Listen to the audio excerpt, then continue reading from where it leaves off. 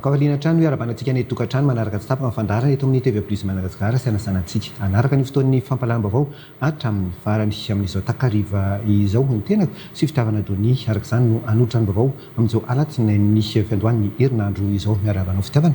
Miarabanao njakandry mahery miarahaba tompo vavy sy tompo lahy manasantsika anaraka ny fampalam-baovao hatramin'ny farany.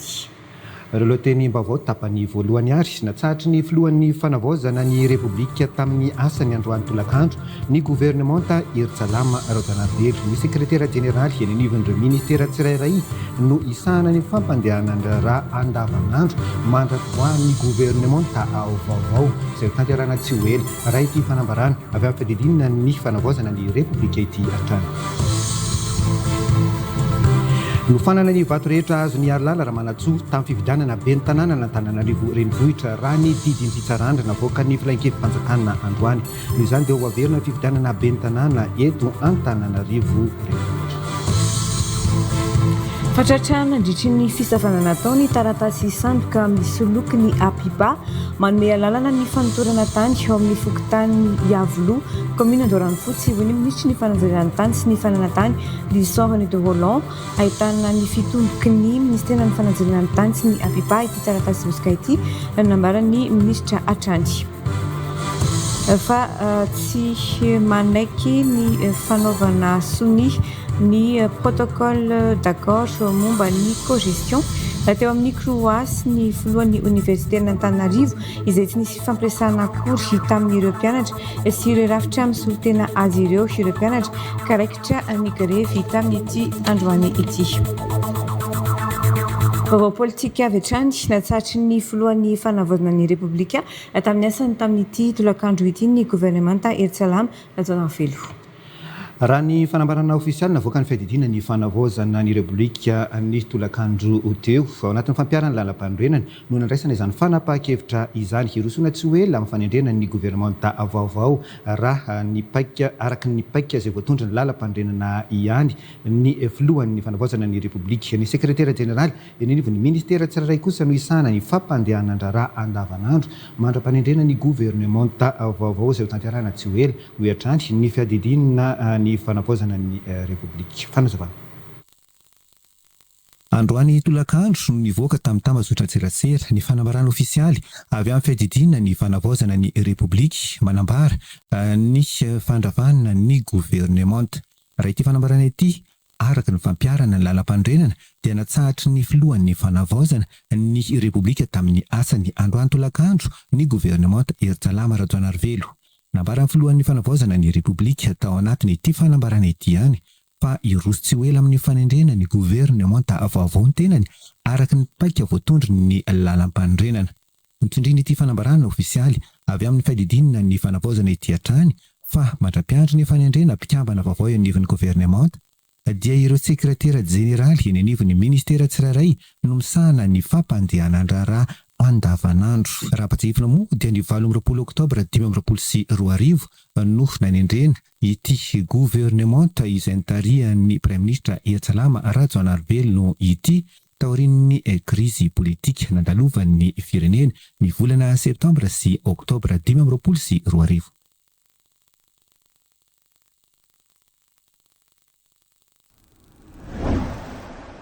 Lafim-baovao hafa tanteraka kosa indray ny voakandroany ny didim-pitsarana ny filankevim-panjakana mikasika ny fanoherany tojo-ravalomanana ny voka-pifidianana izay nalany ny ben'ny tanàna alala Ramanantsoa raha nandrasana ny fiantombohan'ny volana novambra 2024 izany. Nofonana ny vato rehetra azony lala Ramanantsoa tamin'ny fifidianana ben'ny tanàna Antananarivo renivohitra farany teo raha ny didy pitsarana navoaka ny filankevim-panjakana tamin'ity androany ity noho izany dia averina ny fifidianana ben'ny tanàna Antananarivo renivohitra ekeny Antokotima izany didy pitsarana izany raha nambarany mpisolo vavany ary mitaky ny anatanterana ny fifidianana anatin'ny feptaona izay voalaza ny lalàna izy ireo. Fanazavana. Pitsarana koa zany dia rehefa magidika zany fividianana dia lazainy zany fahafoana ny fividianana izy fotoan'iny dia lazainy ihany koa fa efa foana fividianana dia ny foanana ihany koa zany ny vato rehetra raha matoa ary lalaramanatsoa izany hoe nolazainy fa hoe aotra zany ny antony izay tiaverina ny fifidianana zay zany raha fidinina fa raha vakina zany dia zany hoe aotra ilay vato satria foanana dia naomby zany ny paikady nentinay zany zay lazaina fa nisy alabato anisan'ny reto fomba rehetra nentina nanodiko dinana safidy reto dia zay ny nampatonga an'ireny foanana ny biby tsarana izay na ny foanana ny vato rehetra azony ramatoa lalaramanatsoa zany dia verina zany ny fifidianana mariana zany fa izay nangataka disqualification zany hoe satria reny fitenenana samihafa nataony ampahabemaso hoe dia tokony disqualification kanefany efa iny aloha navoaka ny fitsarana dia eketsika rehetra ary nandito ny fitsarana dito fitsarana zany teny hoe didina ny amerenana ny fifidianana dikan'izay zany raha miteny hoe didina ny amerenana ny fifidianana makany amin'ny mpitondra fanjakana zany zay didy anankiray faran'izay hoe didiny ny amerenana ny fifidianana dia madidim-pitsarana azy koa dia tokony hanaja an'izay daholo zany ny rehetra satria manana lalàna ny rehetra.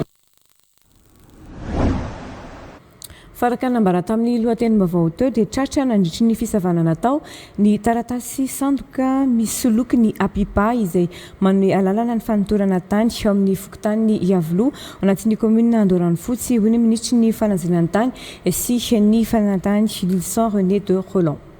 Nahitana fitomboky ny ministera ny fanajariana ny tany sy ny apipa ity taratasy osoka ity raha nambara ministry ny fanajariana ny tany sy ny fananantany Lilson René de Roland ahitana ny fanomezan-dalana avy amin'ny apipa ihany koa ao anatin'ity taratasy osoka ity hoy ny fanazavany olona telo arak'izany no voasambotra ary natao fanadihadiana eny anivon'ny BC Anosy efa nalefa teny amin'ny parquet izy ireo ary nahiditra ponjavonjy maika eny an-tanimora raha ny nambara ministry ny fanajariana ny tany sy ny fananantany hatrany Mikael Andrembolaza ary Fidra Kotomanala. Taratasy sandoka misy lokony apipa manome alalana ny fanotorana tany ao amin'ny fokontany Iavoloha commune Andoranfotsy ny tratra nandritra ny fisavanana tao hoy ny ministry ny fanajariana ny tany sy ny fananantany Lilson René de Roland. Tena mitovy amin'ny taratasy ara-panjakana ofisialy mihitsy izy raha tsy mijery tsara hoy ny ministry ny fanajariana ny tany sy ny fananantany. Ahitana fitomboky ny ministera ny fanajariana ny tany sy ny apipa ity taratasy osoka ity. Ahitana ny fanomezan-dalana avy amin'ny apipa ihany koa ao anatin'ny taratasy raha ny fanazavany. Olona telo no voasambotra ary natao fanadihadiana tao amin'ny BC Anosy. Efa nalefa teny amin'ny parquet izy ireo ary nahiditra ponjavonjy maika eny an-tanimora raha ny nambaran'ny ministry ny fanajariana ny tany sy ny raharahantany.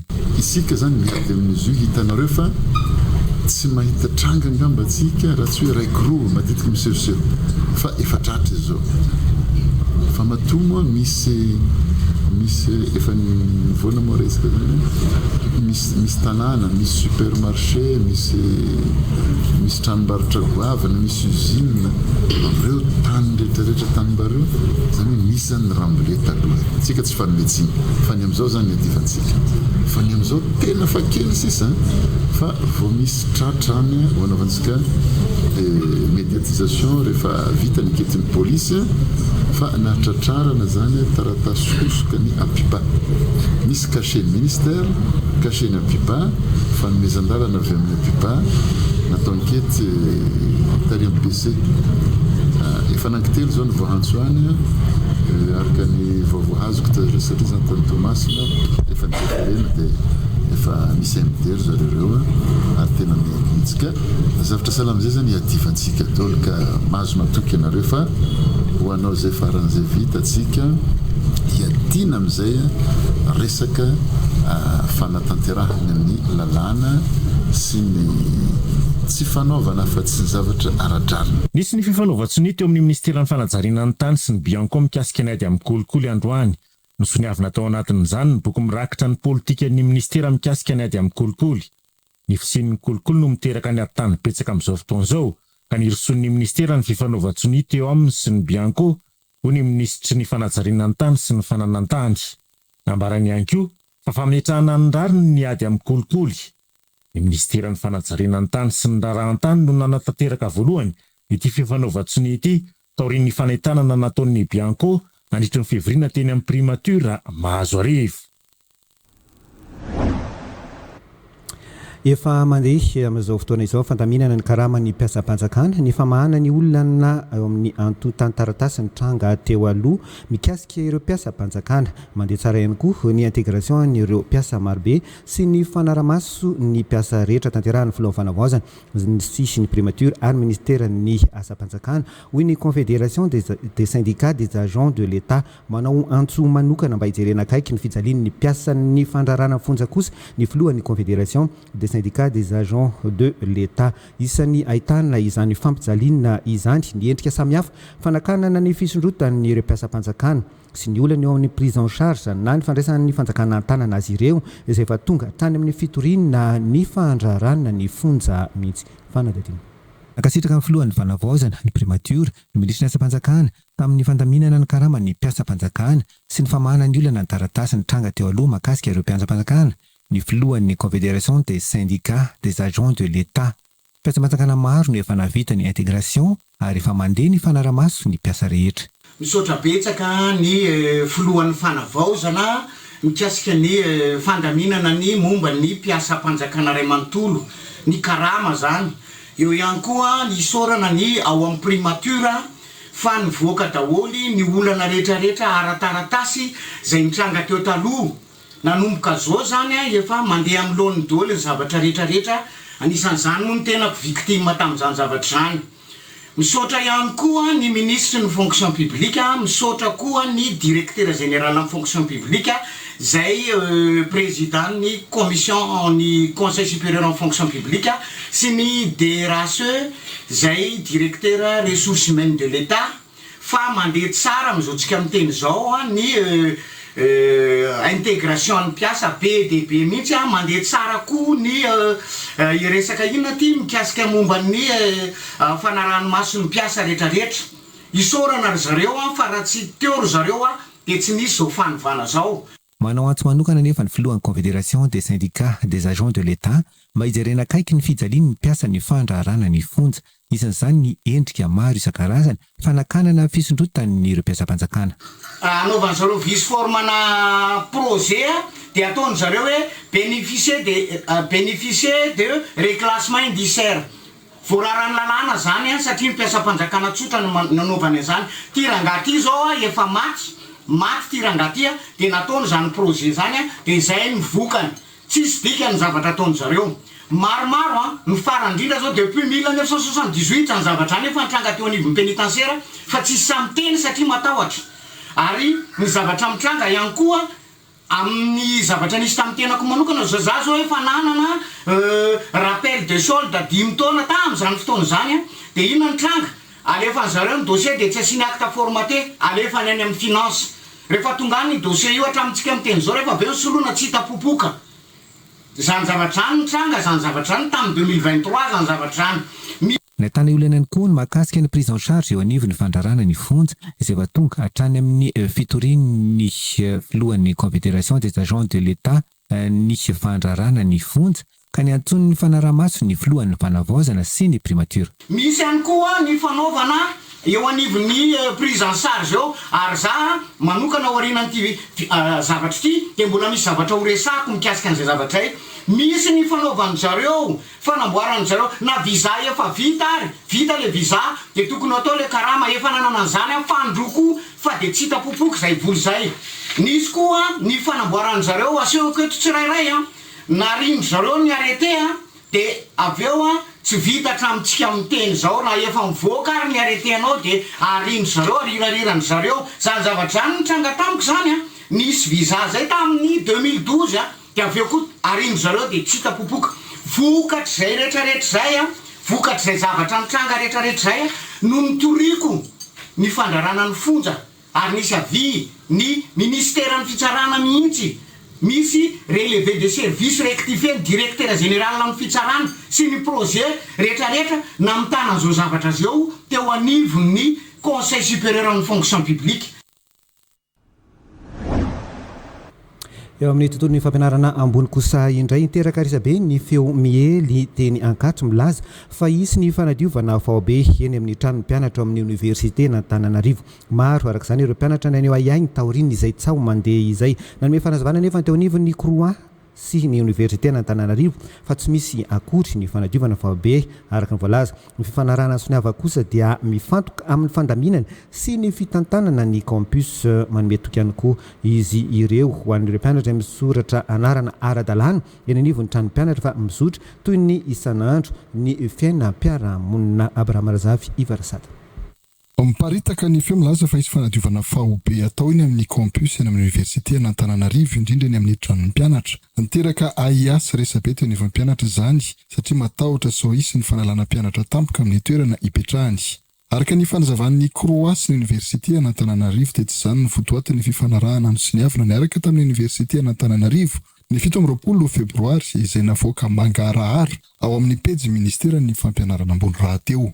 Ny tanjon'ny fifanarahana dia namafisana ny fitantanana sy ny fandaminana ny campus indrindra amin'ny lafin'ny fiarovana sy ny filaminana. Voafaritra ao anatin'ny fifanarahana fa anjaran'ny fitantanana ny mandrindra ny fandaminana rehetra amin'ny campus. Ny mpianatra dia afaka mandray anjara amin'ny alalan'ny fifampitiniana sy ny fanolorana sosikevitra amin'ny alalan'ny ireo fikambanan'ny mpianatra ara-dalàna. Tsy afa-misaraka ny rotota satria miainga avy ety amin'ny université Antananarivo.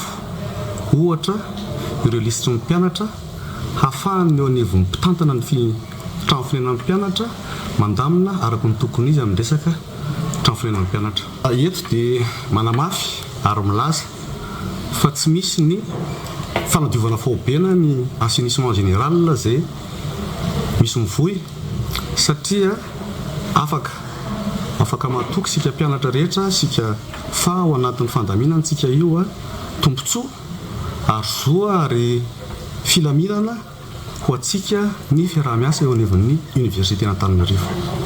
Raha satria misy mivoy ihany hoe ho alana daholo ny olona rehetra mipetraka eny amin'ny toeram-piainan'ny mpianatra. Diso maron-drano izany resaka izany fa ezahana ely eo anatin'ilay izy. Eto dia miantso antsika mpianatra rehetra ho tony ao anatin'ny izao fotoana izao satria ao anatin'ny fandaminana isika io. Tombontsoa betsaka ho amin'ny mpianatra no anisan'ny vaindon-draharahan'ny fanjakana sy ministera sy ny université amin'izao. Anisan'izany koa anisan'ny vaindon-draharahan'ny fanjakana amin'izao dia miezaka efa hitantsika angamba misy ny fanorenana toeram-piainan'ny mpianatra vaovao. Izany hoe ahafahana mandray ireo mpianatra afaka misitraka ny toeram-piainan'ny mpianatra ireo nivon'ny cité universitaire. Amin'ny ankapobeny dia anamafisana ny fiaraha-miasa eo amin'ny université n'Antananarivo sy ny Croix ity fifanarahana ity hitazomana ny filaminana sy hanamorana ny fandehanany raharaham-pianarana eny amin'ny campus. Midina teny amin'ny université n'Antananarivo ny ministra fampianarana ambony sy fikarohana ara-tsiasa professeur Ravonimanantsony Mandavy ny 9 mars nanamafy ny ministra fa misokatra trano ny varavarany fifampiresahana ary vonona trano ny iaino sy fanakalo hevitra amin'ny mpianatra. Nanamafy ihany koa ny tompon'andraikitra fa tsy misy ny fanesorana mpianatra faobe ary tsy misy tokony atahorana ireo mpianatra misoratra anarana ara-dalàna. So kosa dia manasantsika naraka ireo vaovao miteraka risabe eo anivon'ny tambazotra.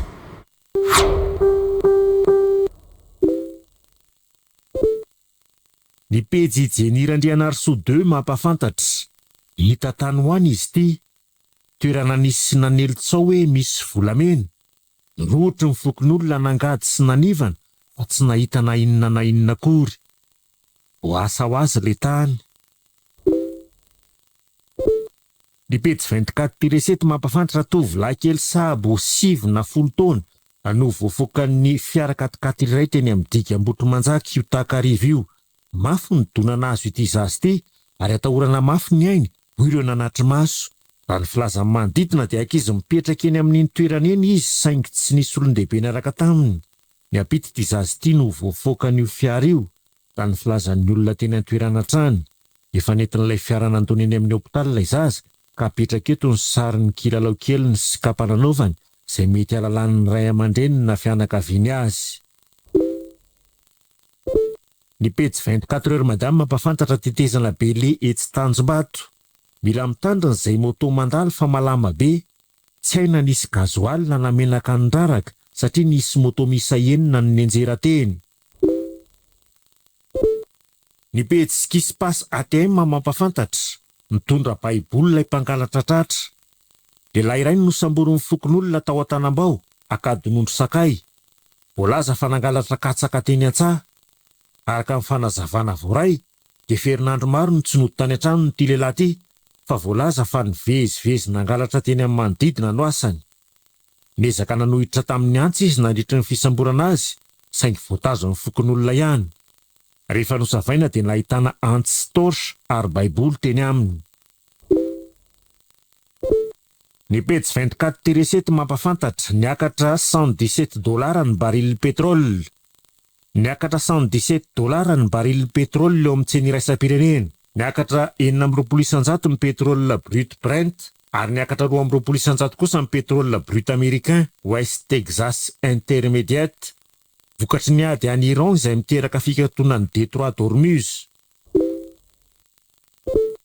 Ny pejy Défi Média Info mampafantatra nametra-panontaniana ny ministra ny filaminana Israeliana mikasika ny tsy fandraisana andraikitry ny firenena mikambana amin'izao zava-mitranga amin'ny vahoaka Israeliana izao. Ny ministra ny filaminana Israeliana Itamar Ben-Gvir izay nitsikera mahavaivay ireo fikambanana iraisam-pirenena mikasika ny fiarovana ny zon'olombelona ary nilaza fa tsy mitazona ny tsy fiantanina izy ireo ao anatin'izao ady eo amin'ny Iran, États-Unis, Israel izao. Nametra-panontaniana moa izy ao anatin'izao fanginana ny firenena mikambana izao amin'ny fiantraikan'ny ady amin'ny vahoaka Israeliana. Fanambarana navoaka ny Raza Samo, mpanao YouTube pakistanais malaza eran-tany, tao anatin'ny pejy Facebookny izay misy mpanaraka 3:7 Ny pejy 24 mampafantatra nanoho ny ady amin'ny Israel ny guide suprême vaovao ao Iran. I Mojtaba Khamenei no voafidy ho guide suprême ao Iran, andimby any Ali Khamenei. Maly any anefa dia nandefa andihany balafimanga voalohany ho an'i Israely izy, taorian'ny nalany azy. Nambara ny fiefananao fianianana tsy hivadika amin'ny Islamic Revolutionary Guard Corps izy. Melo ny fanambarana io anefa dia efa nampitandry ny Donald Trump fa tsy haharitra eo amin'ny fitondrana ny mpandimby any Ali Khamenei raha tsy misy ny fanekeny États-Unis. 920 taona i Mojtaba Khamenei ankehitriny ary zanaky Ali Khamenei.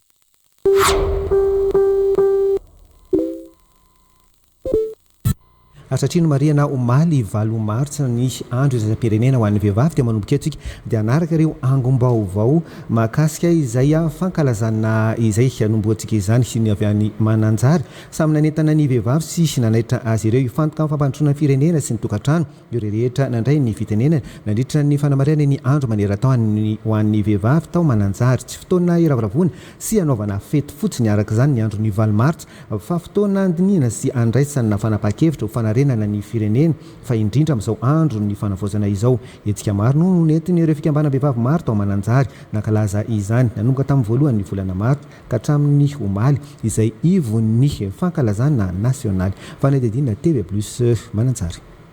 Fotoana tokony andraisan'ny vehivavy ny anjara manandrify azy amin'ny fampandrosoana ny fireneny sy ny tokantranony izao ho fampiarana ny miralainta izay efa notakiana sy ny adinina nandritra ny taona maro.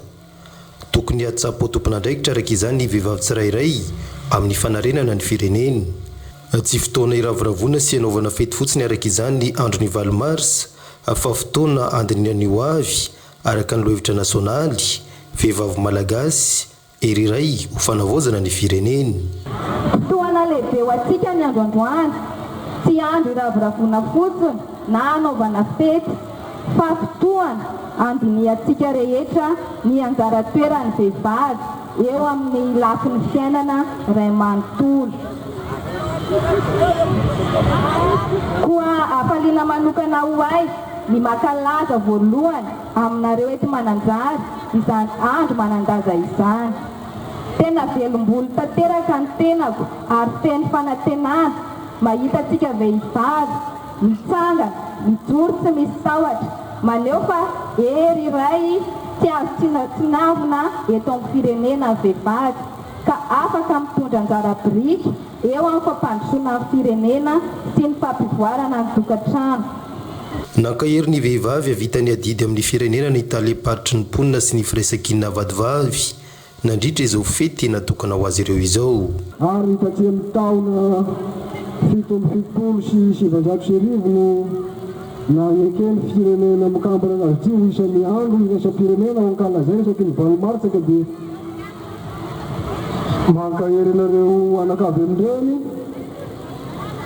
vitana tanteraka amin'ny sakany sy amin'ny andavany ny adidy zay atrehinareo fa azonareo zo foritra zay mitakinareo ka dia mirarosoanareo izahay amin'izao andro tokana ankalazana ny valomarsa izao. Etsika maro no naentina nankalazana ny andro ny vehivavy valomartsa ho an'ny teto Mananjary hatramin'ny voalohan'ny volana martsa teo ka nofaranina tamin'ny diabe nandraisin'ireo fikambanam-behivavy maro teto Mananjary natreno ireo olo manakaja maro tato amin'ny faritra Vatovavy.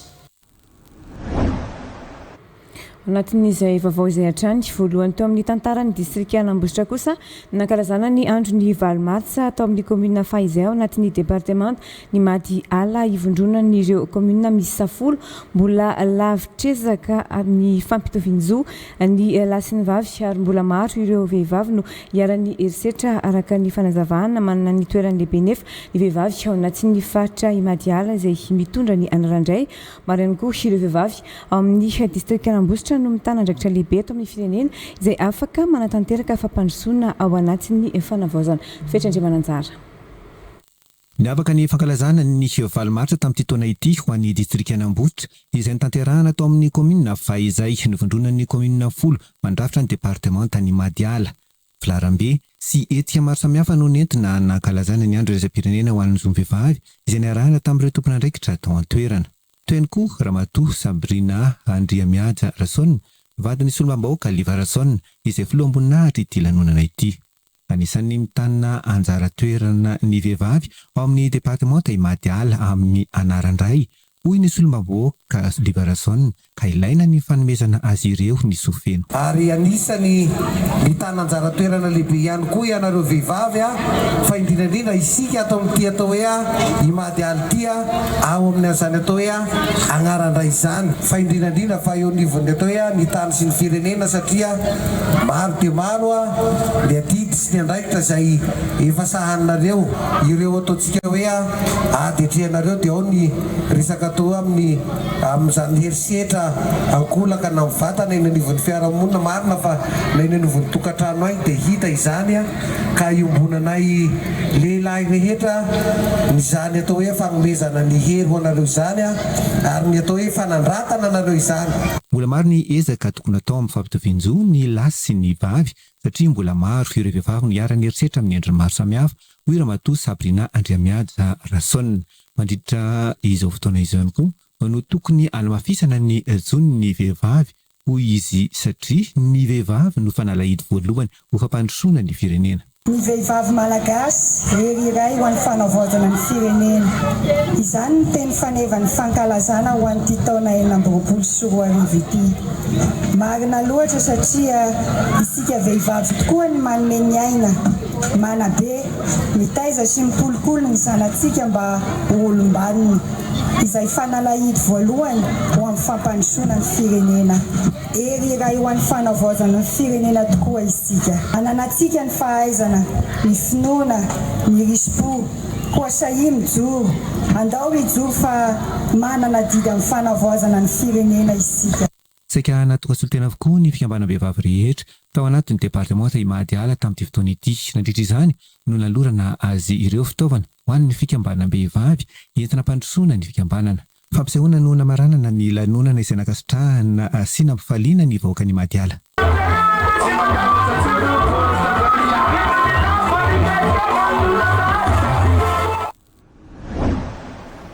Dia mbola hijanona ao anatin'izay fankalazana ny valomartsa izay hatrany isika maro ny etika nanamarika ny fankalazana ny andro raisam-pirenena ho an'ny vehivavy ka isan'izany ireo tanterahany conférence Women Wave izay mikarakarainy Home Church tanjona ny anampina ny vehivavy takatra ny antso sy ny adidy miandry azy ao amin'ny Kristy. Etsy ankilany napetraka ihany koa ny fanofanana sy ny fanohanana azy ireo mba ahafahany ireo vehivavy mampivelatra ny fahaiza-manaony sy ireo talenta ananany ka ahafahany manomana tsara ireo hoaviny. Mario Andrianaivo Aji Andretsalama. Mariky ny fankalazana ny andro iraisam-pirenena ho an'ny vehivavy, maro amin'izy ireo no nisafidiny hanatrika ny hetsika ny karakarainy Home Church izay mitondra lohahevitra hoe Women Wave Tetsivandry. Anisan'ny avaka tao anatin'ity hetsika ity na ahafahan'ireo vehivavy ny fampizarany sedra ny lalovany, ny fandresena azony entina paherezan'ireo vehivavy mandalo izany, fa nisy ihany koa ny vavaka narahana hira fiderana. Ça a été une journée vraiment riche en émotions, en témoignages, une journée où je suis convaincue vraiment que beaucoup de femmes ont été ressourcées, ont été guidées, certes par nous, nous sommes un canal que Dieu a envoyé, mais on sait que c'est Dieu qui les a guidés. Moi, ce que j'ai ressenti vraiment autour de cette journée, avec tout le déroulé de la journée, c'est que des femmes en fait vont être enfin alignées professionnellement, personnellement, parce que c'est ce qu'au final Dieu veut, et c'est le cœur de tout ce qu'on fait en fait, c'est le cœur du ministère Woman Wave. On veut pouvoir permettre aux femmes d'être dans leur destinée et non plus dans le compromis.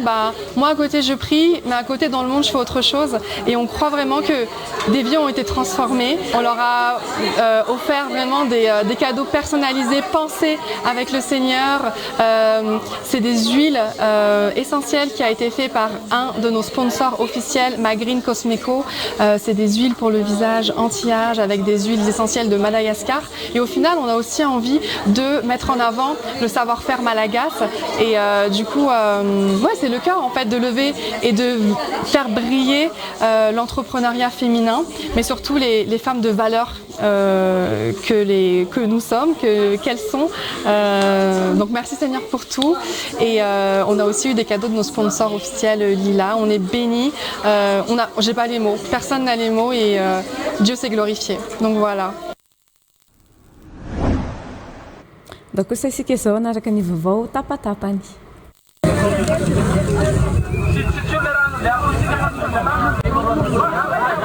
Raikitra ny grevy izay nataon'ny mpianatra teny amin'ny cité Ankatso androany, tsy manaiky ny fanaovana soniny protocole d'accord momba ny fiara-mitantana teo amin'ny Croatie sy ny filohan'ny Université Antananarivo, izay tsy nisy fifampiresahana akory tamin'izy ireo ravitra misolitena azy ireo ny mpianatra, ka raikitra ny grevy. Takimin'ny ireto mpianatra ny fanesorana avy hatrany talian'ny Croatie sy ny CDCU noho ny fitantanana tsy mampifandray ary tsy mampiditra ny mpianatra amin'ny ravitra misy.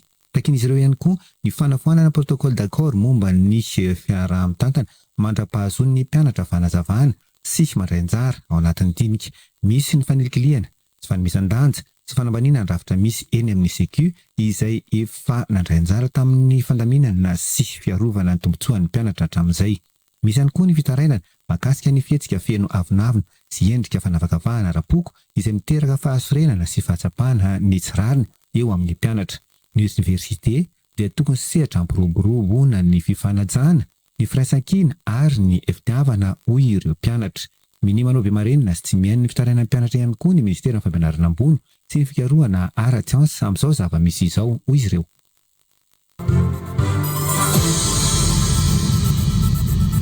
Ho asim-panamboarana ny bakan'ny Soalala izay simba noho ny fandalovan'ny rivo-doza farany teo. Tsy afaka nivezivezy ireo mponina noho ny fahasimban'ity baka ity, ka zava-dehibe ny fanamboarana izany mba ahafana mifandray amin'ny tanàna hafa tahaka ny Besalampy. Efa nandeha ny antso tolobidy ho amin'ny asa fanamboarana raha ny fanazavana avy amin'ny solitenan'ny ministeran'ny asa favety izay tonga tany antoerana. Akoatra izay, metoy hatrany asa sosialy ataon'ny solombavam-bahoaka izay vokatry ny fiara-miasa amin'ny mpiara-monantoka vahiny izay miara-miasa aminy.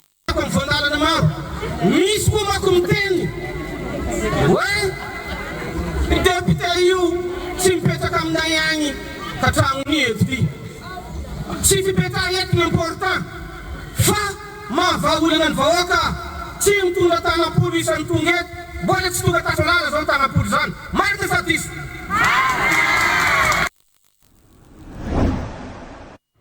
Vaovao mahakasika ny toetrandro kosa indray fa manomboka mangatsiaka ny toetrandro eto an-drenivohitra raha ny ainana manomboka tamin'ity androany ity.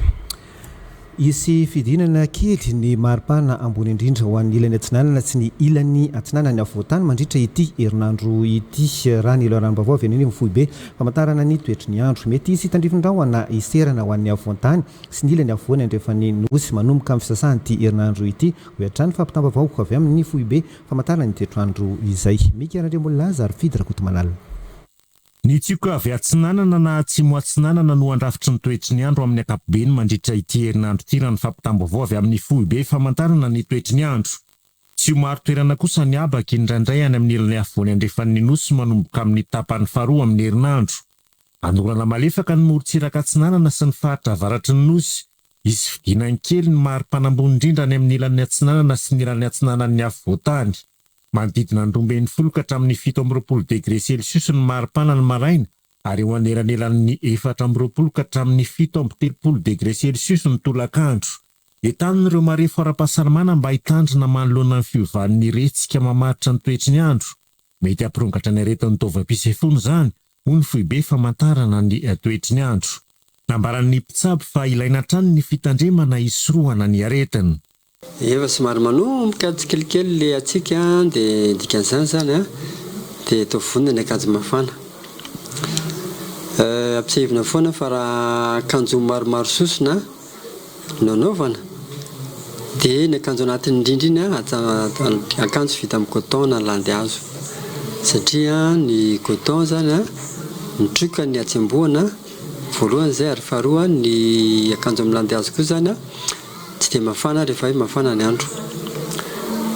Ny faharoa rehefa mangatsiaka moa zany dia somary mahazo vanina koa ny aretin'ny taovam-pisefona, kokoa ka ny grippe, ny serisery, eo koa ny fiatsian'ny asma na ny zoika.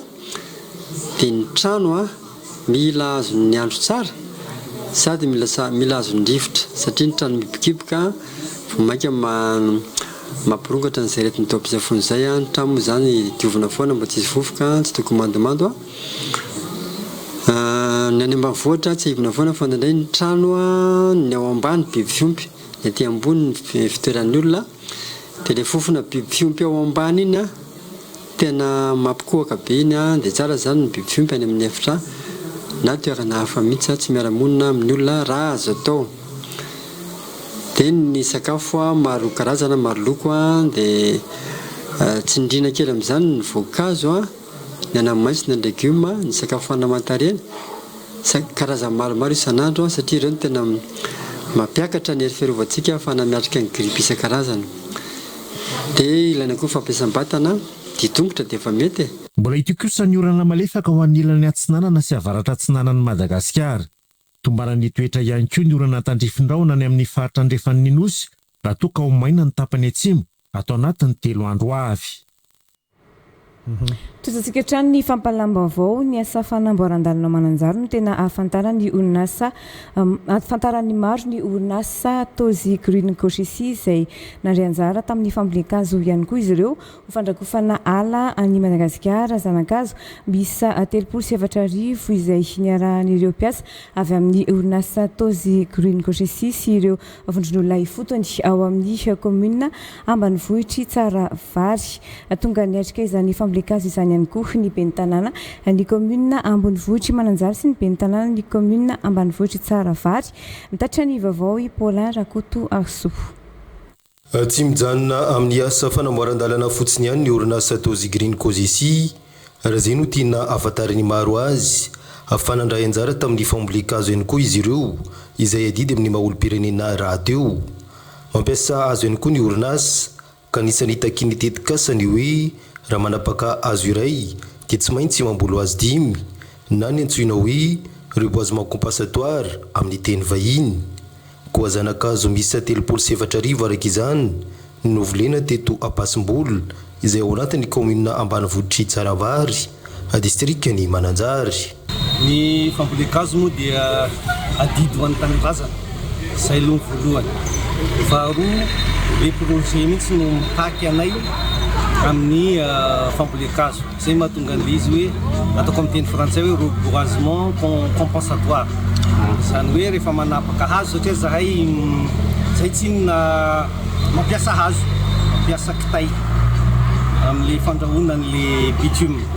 Dia ny ao anatin'ilay reboisement compensatoire zany hoe manapaka hazo ray dia mamboly 5. Nosafidiany orinasa Tozy Green Cochesi nanatanterahana ity fambolen-kazo ity ny teto Ampasim-bolo mba hisiany fanaraha-maso akaikan'ireo hazo novolena ireo. Ny commune ambanivohitry Tsaravary rahateo moa izay fampiara-miasa amin'ny orinasa no sady nanome ny tany novolena izao. Taty safidinay satria izay le fiarah-miasa koa zareo koa moa anisany nanome an'le tany zareo koa moa misy vonon'olona ifotony mikarakara an'le hazo mba tsy ho fatomomboka fotsiny hoe nandalo nambolena dia tsisy fanarahamaso.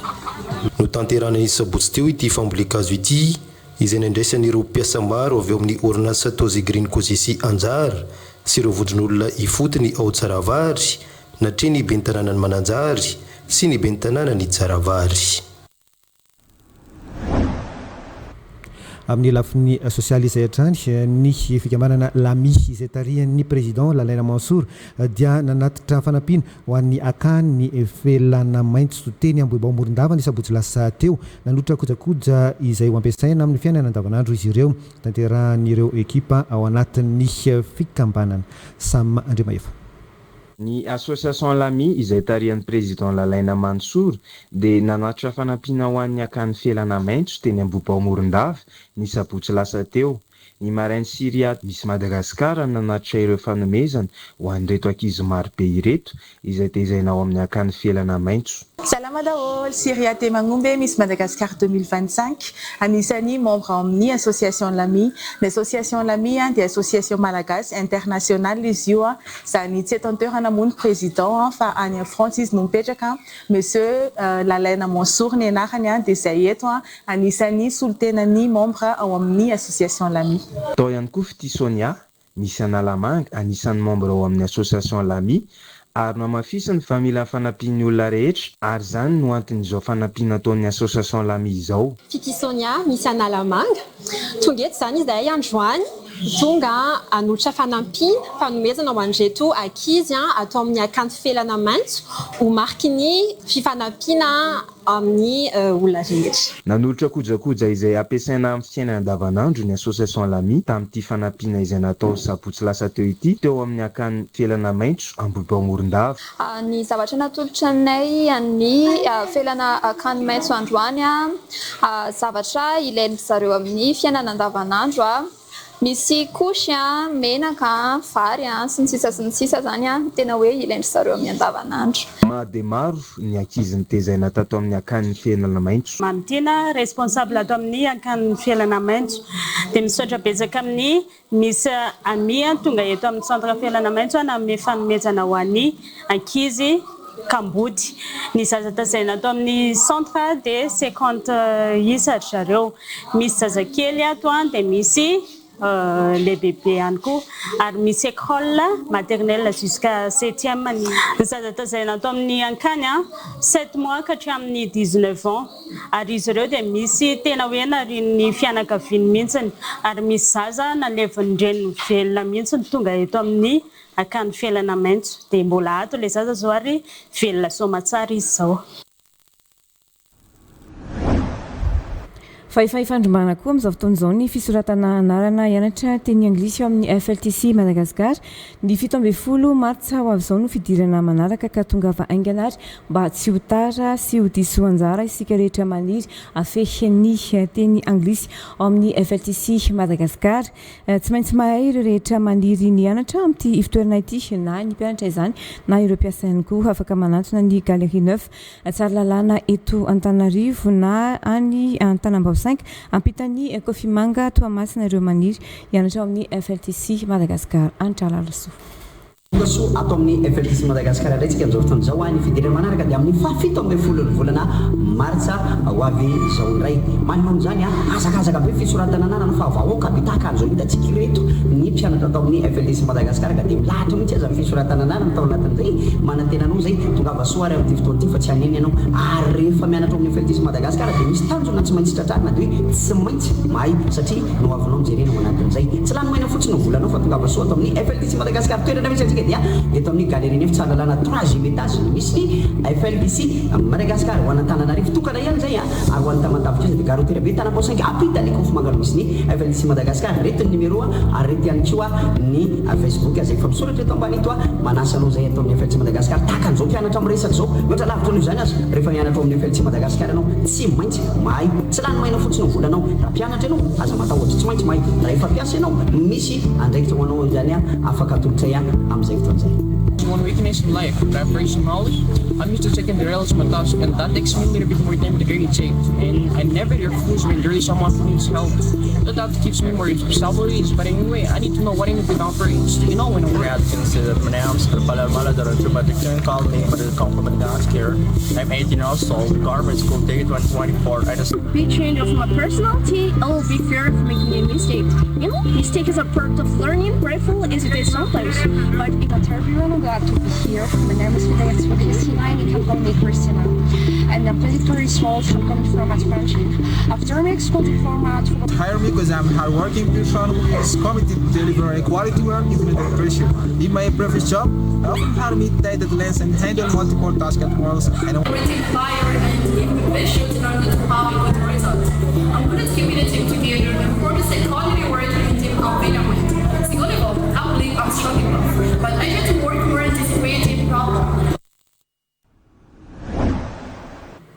Fa misokatra ho antsika ny Institut de Beauté et de Bien-être Soatina Ambohitra Vao eny Talatamaty manao brushing, onglerie, soin de visage, manapaka vody sy ankizy, manao maquillage, massage vatana sy tarehy. Misy ihany koa ny fitness sy kotrana mampiena vatana. Afaka manantona ny antrano ihany koa izy ireo ho antsika izay tsy afaka mandeha eny Talatamaty. Mandray rendez-vous ny alahady maraina. Olona efa matianina sady efa manana traikefa no mandray anao ao amin'ny Institut de Beauté et Bien-être Soatine eny Talatamaty. Zora Barjon Ismaël Andrianjavinaina. Miala kely eo amin'ny pharmacie Talatamaty no ahitana ny Institut de Beauté et Bien-être Soatine. Misokatra isan'andro ary voninandray atsika te hanao metimety na lehilahy na vehivavy. Misy ny coiffure manao ny asa rehetra ho an'ny taovolo. I mefy no mandray atsika ao sady efa manana traikefa amin'ny resaka taovolo. Ny produit ampiasaina moa dia tena haut de gamme, manao maquillage ihany koa. Afaka mamoaka izay karazana volo tianareo. Manao pakana chignon koa, pakana mariage tsika no chimeo, manao maquillage. Ny produit ampiasaintsika dia produit de haut de gamme daholo L'Oréal ampiasaintsika mampiasa produit français fotsiny. Misy ihany koa ny fanaovana hoho na onglerie, manao manicure sy mametaka faux ongles, sady misy karazana vernis marque maro samihafa. Manao pédicure ihany koa i Soatine. Gelage moa zany tena mpanao ato aminay ny l'extension avec capsule là. Produit io zany tena tsara daholo, tsara daholo produit benay, tsy atahorana hoe animba andeha satria sady misoigny an'le ongle izy. Manao massage ihany koa ny Institut de Beauté et de Bien-être Soatine, na massage vatana io, na massage tarehy, ary misy fitaovana manokana manala ketrona sy panda ho an'ny vehivavy. Tena mampiavaka anay moa zany reto amin'ny resaka soin de visage sy manana an'ty tia intradermabrasion zany hoe manadio matrany latin'ny ketare raha misy tasy ianao na rida dia ampiasaina ty machine ty eo ihany zany dia efa mahazo vitanareo. Tsy adino fa misy toerana fikotranana ihany koa ny Institut de Beauté et Bien-être Soatine. Afaka manena vatana sady mampatanjaka ihany koa. Efa misy ny coach afaka manoro amin'ny kotrana tokony atao ihany koa ao. Misy musculation aloha dia misy fitness, dia misy cardio training. Tsy mifidy tsakanavaka zany na olo anena vatana anao na mpitombo vatana mba hikarakara vatana motra forme. Tonga avy ao amin'ny Institut de Beauté et Bien-être Soatine eny Talatamaty. Toerana ahitana ny Institut de Beauté et Bien-être Soatine dia ety Talatamaty Ambohitra Vao. Eo amin'ny arry pharmacie Vaovao miala dia somary madisitily ao 35 mètres eo dia mahitana nanotolokakety. Afaka manao adomicile ihany koa izay dia azatrana hoe dia miantsy ny laharana 037 89 592 31 na 038 71 339 103. Afaka mandray rendez-vous ny alahady maraina ihany koa izy ireo ary afaka manao ny asa rehetra any an-trano.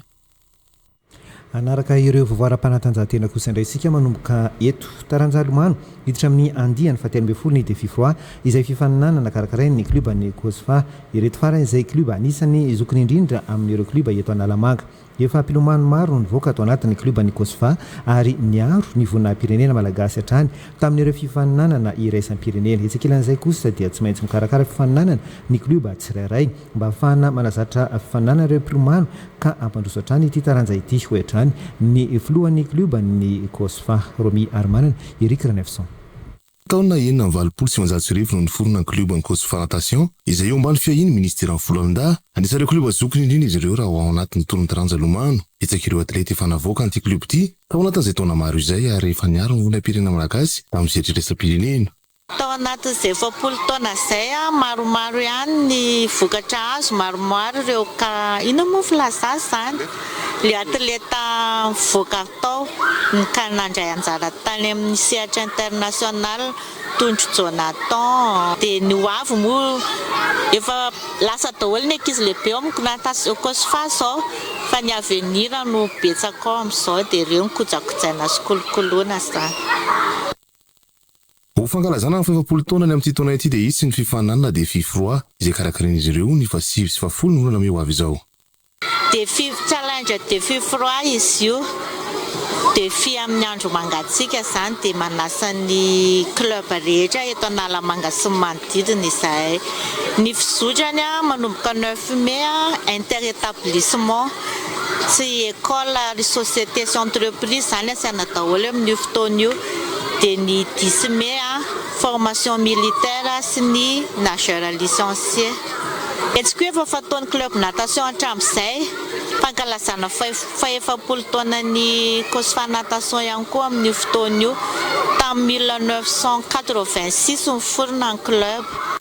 Efa miditra amin'ny andiany 17 moa ity défi froid izay karakarainy ny Kosfa ity. Efa miditra amin'ny andiany 17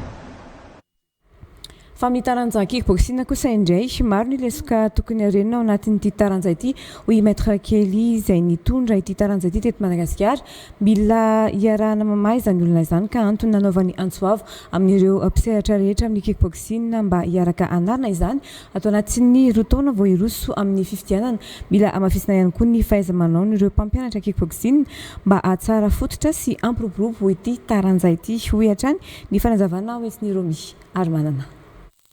Tsy marina filazana fa natao an'ny olona ratsy finoratena sy jilamboto ny kickboxing hoe maître Kelly fananjahantena tena manana ny lanjany sy olona manana finoratena mendrika sy filamatra eo amin'ny fiarahamonina no tokony toetra nanana ny mpisehatra ao anatin'izany. Etsekelan'izay kosa nefa mbola tsy afa-po na eo amin'ny lafiny ara-teknika amin'ny mponao kickboxing eto Madagasikara maître Kelly raha ivony dia ity farany no nitondra ny taranja kickboxing eto Madagasikara 4 taona lasa izay. Maro izy ny lesoka ka antony mahatonga azy mangataka 2 taona mba hitantanany sy hamerenana indray amin'ny toeran'ny kickboxing.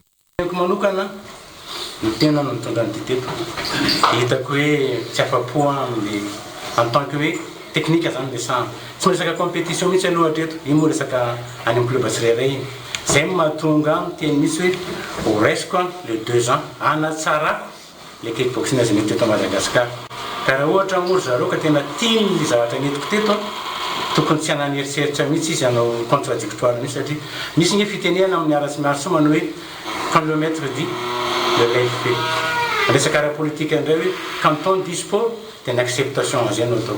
Sanatria mivavaka mety raika izy hoe itony an'ity zavatra teo amin'ny politika na hoe anara-baraka firenena fa efa mihetsika ny zavatra atao dia tokony drapeau firenena foana. Tsy tokony avy hatrany hampianatra avokoa ireo milaza azo maître ao anatin'ny taranja ity mba tokony isy fampiofanana sy fanamafisana ny traikefa mba ho tena hipetraka tsara ny fototry ny kickboxing malagasy. Noho izany indrindra no antony sy ny fampiofanana atao amin'ireo tepana mainty mba ahafahan'izy ireo mampita izany eny amin'ireo mpianana ihany koa.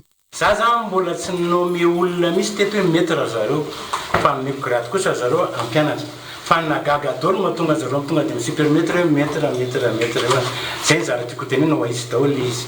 Fa nena fotoana zareo mampianatra fa tonga amin'ny ceinture noire tandremo nefa fa zao manomboka amin'ny ceinture noire va tokony andalina le teny kickboxing mba tsy miparitaka amin'ny lalakafa le izy. Fankalazana ny andron'ny vehivavy omaly Valmartsa ny resaka politika eto amin'ny firenena no nitondran'ny mpisehatra faneo ekevitra any maraina atao amin'ny fandarana demokrasia mivantana ao amin'ny Radio Plus 100.2 FM mandehary hoarantsika indray ny sombon'ireo faneo ekevitra ireo. Demokrasia mivantana fandarana mivantana amin'ny Radio Plus 100.2 FM isanandro amin'ny sivora sy sasany maraina. Daday avy any Ambatondrazaka. Tokony tany Toamasina no nanatanterana ny fankalazana ny andro iraisam-pirenena ho an'ny zony vehivavy no entina nomezam-boninahitra nankahirezana ary nanohanana azy ireo na ny ona firaisan-kiny. andro raisam-pirenena ho an'ny vehivavy nalahelo fontaine satria avy aty amin'ny faritra Antsinanana tena nalahelo nieritreritry zahay hoe ao masina no atao ny fety be fankalazana an'izany ho fanomezan-tanana an'ireo vehivavy satria ny atao hoe vehivavy dia firenena ary ianareo no mahita an'izany hoe fijaliana zany hoe vehivavy ao amin'ny faritra Atsano province Tamatavy dia angambonareo makasaina mana hoe inona no tokony atao ho tongotra miara-mamindra sa tanana miara-mandray sa soroka miara-milanda sa lolohan'ny zavatra misy satria raha taty Antananarivo tsika nanao fety fety be mariny fa tao Tamatavy alahelo mahita an'izany hoe ny orana mbola avo be fa tsy misy matory any anaty trano ny sasany tsy misy hanina hoanina ny sasany mijaly le vahoaka le vehivavy ny resahana hoe resantsika tamin'ny andro iny tokony hoe taona natao ny fanakonana dia ny fandraisan-tanana mifanampiana andreo vehivavy reo angamba tokeo mba zavatra hafa nafinaritra mijery zany hoe tanana niarana nandray sy tongotra niarana mindra tamin'ireo vehivavy mifaritra tsy tanana nampalahelo zay aloha dia nalahelo ary ny teny hoe ataony voajanahary le izy dia nizaka azy ny vahoaka miainao anatin'le izy demokrasia mivantana. Monsieur Randrieva ny Atsimdrano ny fifidianana no aoka maritra ny safidiny rehetra ary ny fijerevana ny toetra raha misy amin'izao fotoana izao aloha no tokony mason'ny malagasy. Ary eny zany tsy fifikevitra zany zay le izy fa aty hoe mankeny dia hoe ny filoha teo aloha za tena misy zavatra vitany Andriamatoa Andravelona misy zavatra vitany Andriamatoa Markaravaly manana rehefa ny fifidianana re tompoko samy mifidy fidiny raha misy olona mifidy ka ilasako ireo olo ireo misy mifidy Andriamatoa Andravelona misy mpifidy izy mifidiana azy raha mbola afaka milataka misy mifidy Andriamatoa Markaravaly manana raha mbola afaka milataka Markaravaly manana mifidiana azy fa le zavatra iainantsika amin'izao jerena hoe tena izay tokoa ve le zavatra andrandraitsika zao contexte iainantsika zao ny jerentsika fa tsy hijereny tany aloha tany raha hijereny tamin'ny andro Andriamatoromena tsika na tamin'ny andro tsisy ny kiloatra teto daholo tsika menaka fa nanao sikina. Demokrasia mivantana. Fandarana mivantana amin'ny Radio Plus 100.2 FM. Isanandro amin'ny sivy sy sasany maraina. Tonga eto amin'ny fotoana ny voambolana isika izao.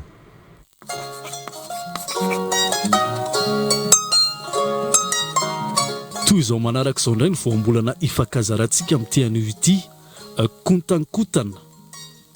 Ny hevitry ny voambolana hoe kontankotana dia mikorotana na koa misavorovoro iretarika aminy koa ny fikomina na fitabatabana fifandirana sy fifanoherana amin'ny teny frantsay dia malaza azy ny hoe tumulte na querelle na koa émeute.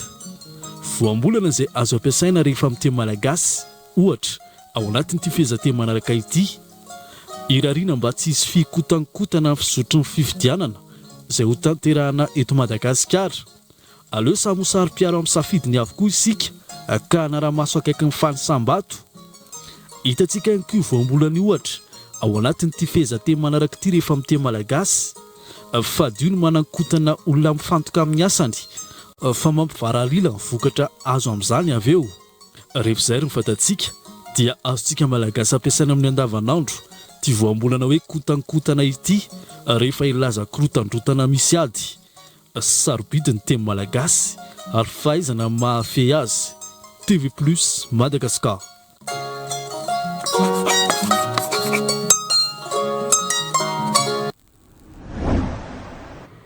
Anderar isika izao hanaraka ny eo ara hoe Antananarivo madio, maintso, milamina. Sini. SMIA Innovation, c'est un écosystème d'apprentissage. Embrace change. Sini. Ndao mokatra aingana kokoa mba aleo tena ara-tsakafo. Sini. Orange, eo anilanao. Manolotra ho anao. Moteur. Action. Mahery koa le kafe a? Mahery be le kafe a. Tena mpihinam-bofona nareo? Alao kafe anao, fofoko be ako. Zan'olona fantako ty a? Aiza? Ty zokony fantako ty. Ora zay ranona? Hoana izy zany? Maranampika sa... Varavazy? Te hoana? Maranampika sa tapaka valana? Ary niova be le ty afa ninan'inona? Angamo moa za fantatry le zalahy io. To lasa mankalasa namana basket. Fangareo fankalana nga? Tsy raha dalisy ve ty? Ah, tsy raha dalisy zany iko. Kofa be zanakana vavy koa. zany etrehtra dalisany fotsifotsy kely raha lasa lava anakana bavy le mipetsaka ery amin'ny kaga diova be tao tena fandeha fandeha sika ohaty ohatrany za lasa mandoko be nareo zany a tsy hitanareo marina tsy moramora le fiainany ahoana le tady volany tena fa lehilahy vady amanjanaka aina zao miasa eny rehetra eny tsika miasa nareo ka manao inona ty tsy miasa atao amin'ny anina ato zay atao amin'ny entreprise ato tsika koa mitady vola atsy am'letsy aloetsy izy otriny nankaramo le tiako zany miasa ao miasa le tika eto koa le danako otriny nankaramo le dana zao mbola vao mianatsasy le ry de teo letsy 1,5 isam-bola le isam-bolana ve aleo ka manao an'ity mitady volako ty raha izango tsy nanay koa zany mety tsara koa zany anareo zany raha izango rehefa tsara sanjila tonga de tena mahita betsaka rehefa tsara sanjila de mety kelikely fa tsy moramora le izy a mahamiza anatoka be mahamiza anatoka ahoana zay le mitady volako mitady vola ahoana zany e tsy azoko mihitsy le izy mitady vola de mahamiza anatoka amin'ny lolo entana mandeha any foany tsy hitondrany vitanatsika any e mandeha aleo tsika ndray tonga hatrany vato any avolo manina any vato raha ngaty mitady volako hitranareo any nareo zao tonga ty mitady vola de zay koa mba mitady vola mandehandeha ndraika fa nenay toa de partout toa ty tetavanay daholo fa tsy anaty entreprise ka le tsy azoko am'lizy vita taminareo vola mihitsy hoe mandehandeha tonga le vato ka te hita betsaka ny anareo mionina am'le kelikely aty de tsika zany fa tsanja zanake misy tona tonga de zavatra roue de secours eny zavatra tsipitsipiny olo reny nare toa de hitanao eny zay le izy fa le vola ihany aloha ny tena matsiro de zay matao na mitady vola tsika zany toa de miondrikondrika de mijery sao de moatriny hoe misy zarazato dimanjato arivo-latsaka eny de iny ny alaina de aprime zay zany vo azoko tsara mitady vola eny amin'ny-dalana zany vola zay ny mitady volako de lansy eny zave de ety e manina raha miasa ohatsanay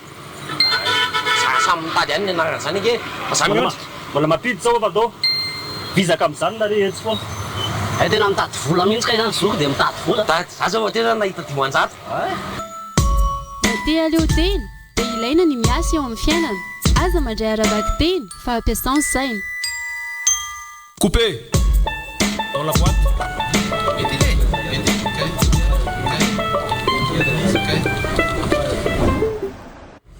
mikasika ny fanarena ireo fodrafitrasa ao Tomasina no nisy fandalovany rivotosakezany nisy songadina oetiny fitiavana ataony ao antsika ho amin'ity androany ity ny tena kosa mametraka veloma ho an'ny manarana ireo veloma arotoboko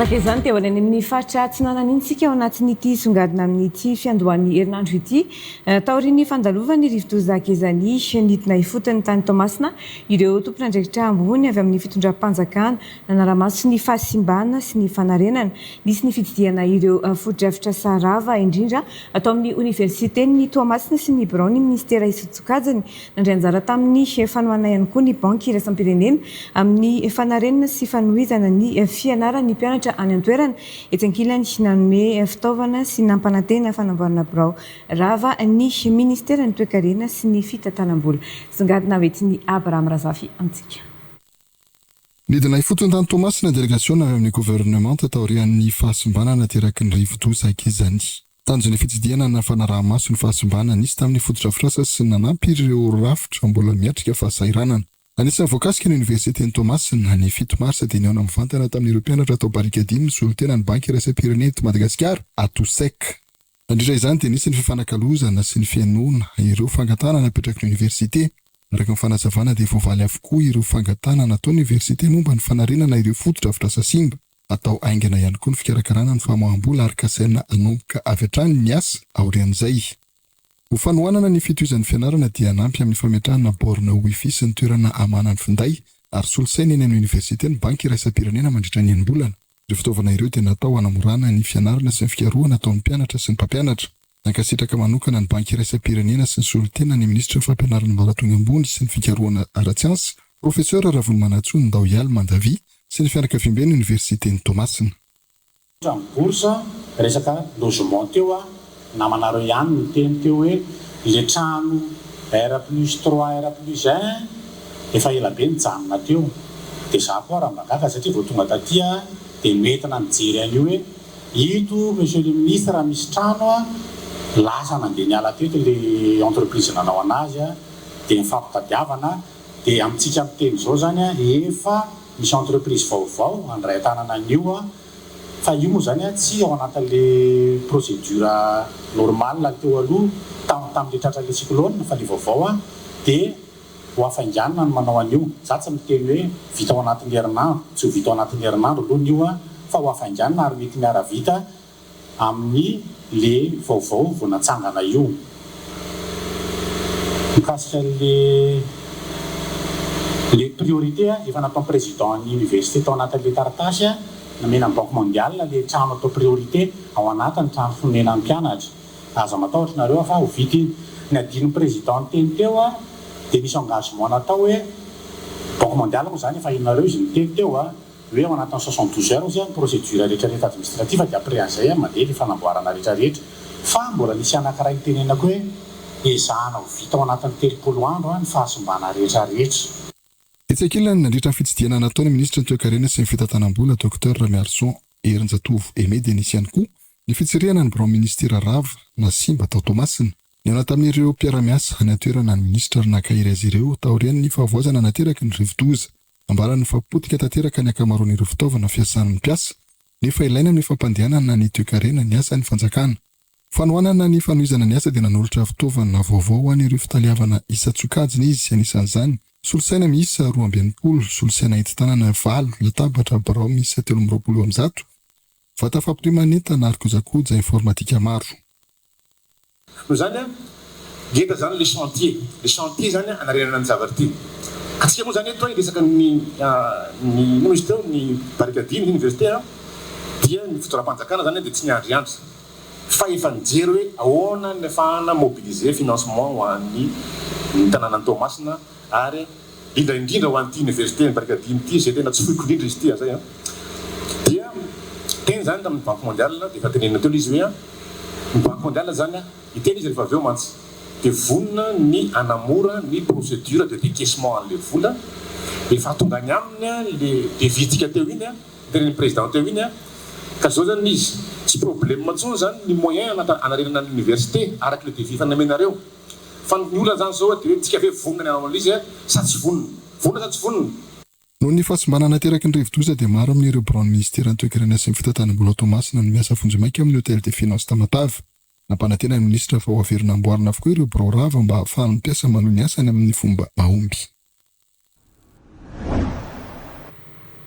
Iny vavany amin'ny faritra Atsinanana ihany koa manakasina ny fiarako amintsika amin'izao arina izao azadona manaraka ireo vaovao paritra avy hatrany Henri vaovao nasionaly tahaka ny fiandohan'ny herinandro fanarantsika eto amin'ny TV+ Madagascar mamefitranao amin'ny rampitsindrainy tena very matoboko.